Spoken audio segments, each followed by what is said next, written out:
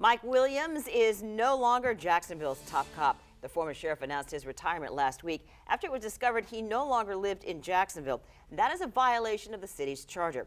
It was On Your Side's First Coast News' Kaylee Tracy who first asked the sheriff where he lived and whether he knew about the charter requirements. Kaylee joins us now from the sheriff's office and tell us about the send-off today.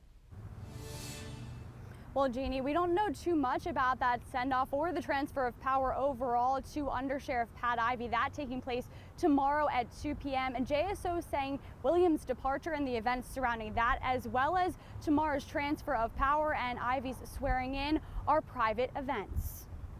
This is going to be a pretty seamless transition for Pat Ivey. First Coast News crime and safety analyst Mark Baughman says Undersheriff Pat Ivey will step into the role as interim sheriff without a hitch. Once you get to that level of undersheriff and you work for a sheriff, operationally you make probably by and large 80% of the decisions on a day-to-day basis along with other people. I mean, that's called delegating authorities. Most sheriffs do it. Sheriffs ultimately sign off on it. The Jacksonville Sheriff's Office sending Sheriff Mike Williams off with a video dedicated to his more than 3 decades of service Friday afternoon. His departure prompts a special sheriff's election on August 23rd. Mike Williams serves as the sheriff, did not complete 2 terms. There may be some people that don't particularly care for the fact that that happened, but nonetheless, when he was there, he did serve, and he did serve admirably.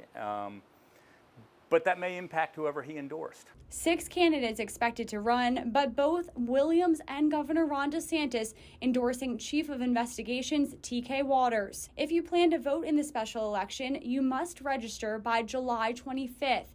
Early voting begins August 8th. Those living abroad or serving in the military can vote by mail starting July 9th. Mail-in voting begins July 14th for everyone else. By having these different elections, it gives everybody an additional bite at the apple, basically. Regardless of who wins the special election, there will still be the regularly scheduled sheriff's race in March of 2023. It's unprecedented because consolidation happened, I think, back in the early 70s. So you had 5 sheriffs leading up to this, or had a total of 5 sheriffs. And now with these additional election periods that have been created because of it, you potentially could have 4 if you count within a 1-year time period.